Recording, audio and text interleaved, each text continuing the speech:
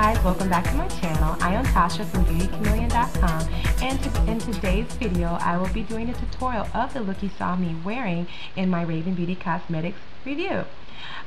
This video, or this look, is going to be called Pink Exotic Bloom, and it's inspired by the names of the color, inspired by the changing of the seasons. If you guys see flowers blooming, roses, floribundas are blooming all over the, the neighborhood, and I just decided let's create a look off of that. Annette, like I said, she sent me some amazing shadows, and I got a chance to pick out these, and I thought this would be a perfect look if you're going to a fun party that is, that you're required to wear something fun and bright. And I decided to put together this look also with the lip color I created from the shadows from Raving Beauty Cosmetics. So if you'd like to learn step by step how to create this look, stay tuned and just keep on watching. Okay, let's get started. Well, today is the first time I've done an actual talking tutorial versus my typical voiceovers. So let me know if you prefer me doing tutorials like this where I actually talk and do it at the same time. Let me know, otherwise I will do the tutorials like normal. But anyway, for this look, the very first thing you want to do is put your primer on, and of course the primer I am using is the Smashbox Photo Finish Lip primer. This is one of my favorites, and there will be a review about my 3 different primers that you guys have requested a review on, so stay tuned for that. But make sure you just get that all over the entire lid, and as you can see, I've already done it already. Now the very first shade we're going to use from Raving Beauty Cosmetics is this beautiful color called Haitian Flower. We are going to be applying that with a MAC 242 brush. This one's going to be a flat brush to pack on color onto the lid. Now what I recommend is tap a little bit of the product into the lid first, okay, and then tap a little bit on the brush. And to increase the pigment or the vibrancy of the color, you can use MAC Fix Plus, water, or any type of liquid to wet and intensify the color. Now we're going to apply this color on the mobile area of the lid and slightly above the crease area. So just take your brush and pat away, because we're simply going to be creating this look, creating the eyes into thirds with each shade that I will be using today.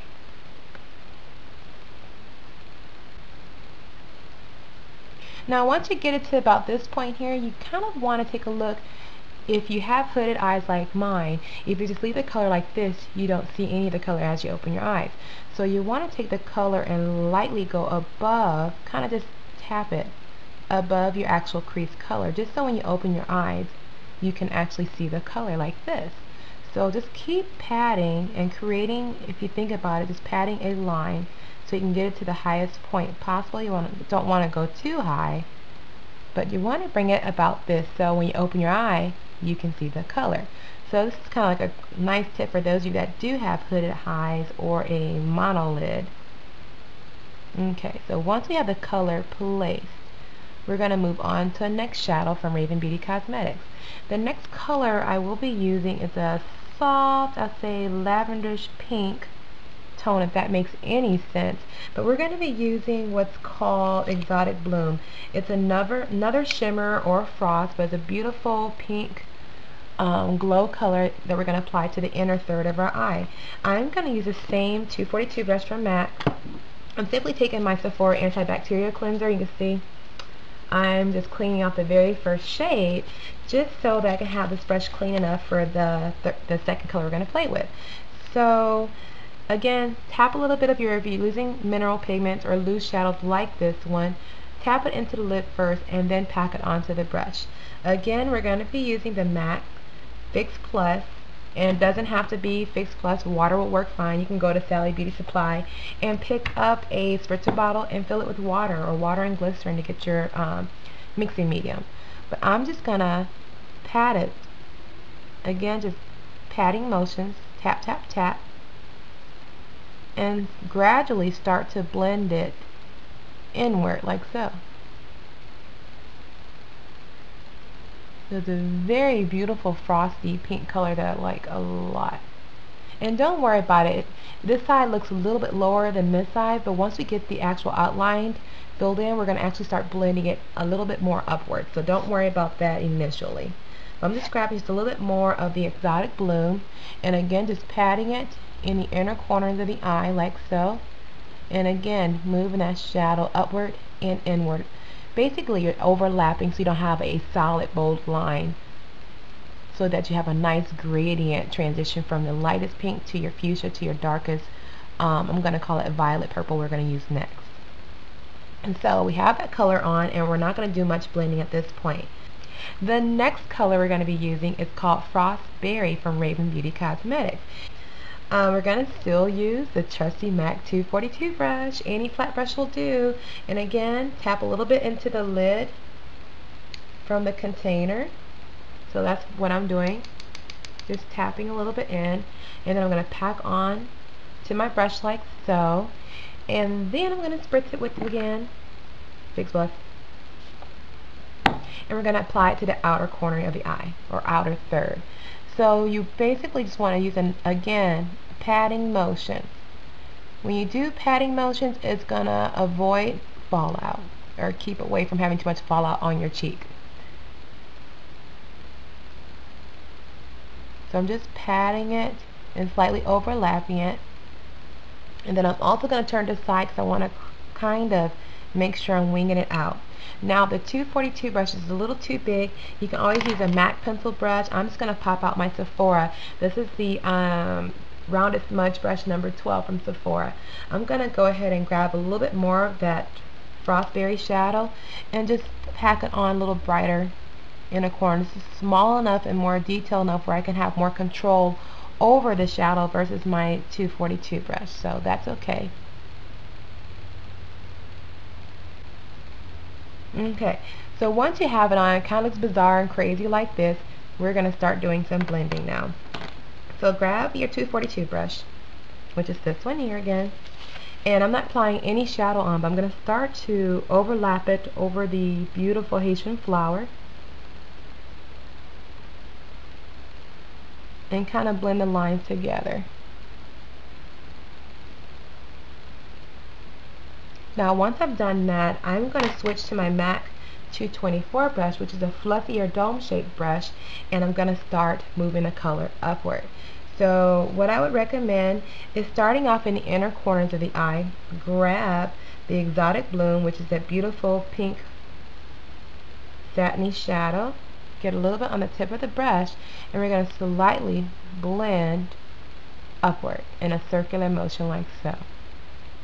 Just like so. We're slightly bending on the orbital bone area. So once you've done that, we're going to do the same step. So clean off your brush and use the same brush. We're going to take the beautiful, which is the Haitian Flower from Raving Beauty Cosmetics. Pat the brush into the lid if that helps, if you want to feel like that. So you have a little bit of color on the tip. And we're going to lightly dot it on the orbital bone area and start blending it upward in a little circular motion. So you see how the color is starting to fade out as we get toward the brow bone area? That's what you want to do when you're blending. Circular motion, not swiping back and forth. And if you lose the intensity of the shadow on the mobile area, just kind of dot more on just by patting, just like that. Now we're going to work on this outer corner because we don't want to leave that blunt edge. Keeping the same brush, take your little tissue paper and wipe off some of the excess if that would help. And we're going to take the Frostberry, and yeah, I just spilled it on my floor. Ah! Excuse me, I'm back. Thank God it was just a little bit that was in the lid. I'm going to be in so much trouble. Oh well. Back to what we're going to do. Take a little bit of the Frostberry, put it in the lid, and we're going to tap just a little bit on the brush. Now mind you, this is a matte shadow and it's a pretty, fairly pigmented, so you don't want to have too much on, so I just tapped off the excess. Now when you work with this one will have fallout, mind you. Kind of pat it on and then start to blend in a little tight, very tight circle motion. But you see it's starting to fade out just a little bit, and you want to overlap it over the beautiful bright Haitian Flower color, just in little tight circular motion.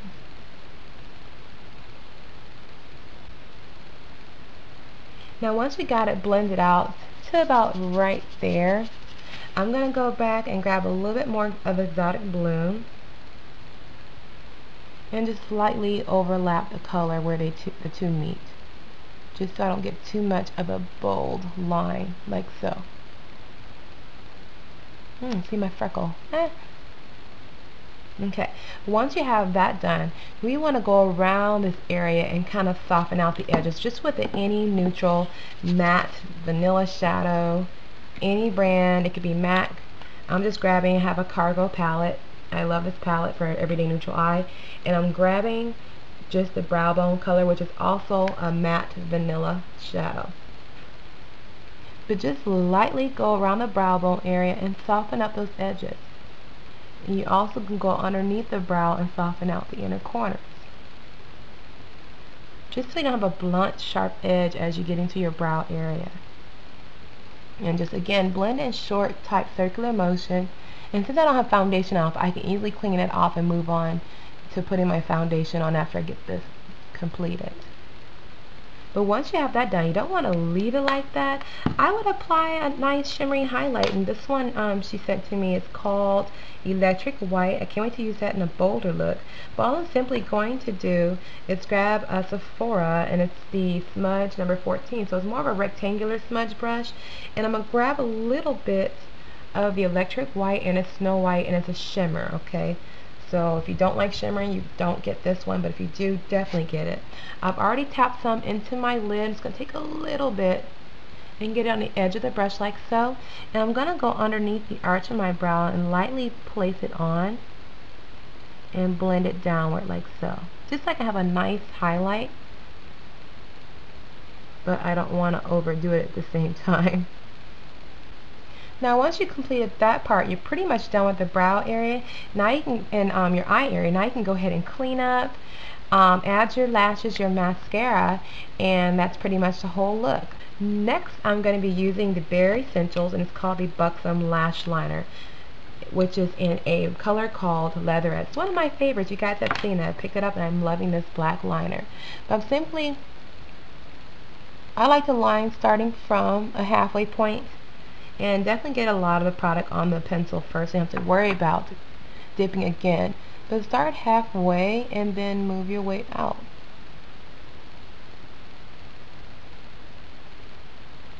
And then draw your little wing, flicking it up. Once you get that outline, you can go ahead and kind of fill in the blanks. And now I'm going to line from the inner to the halfway point.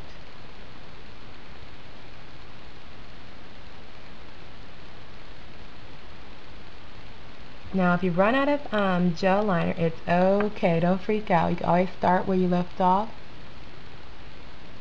and connect.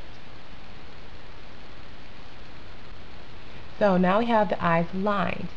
Now that I have my eyes lined, I'm going to go ahead and apply my lashes.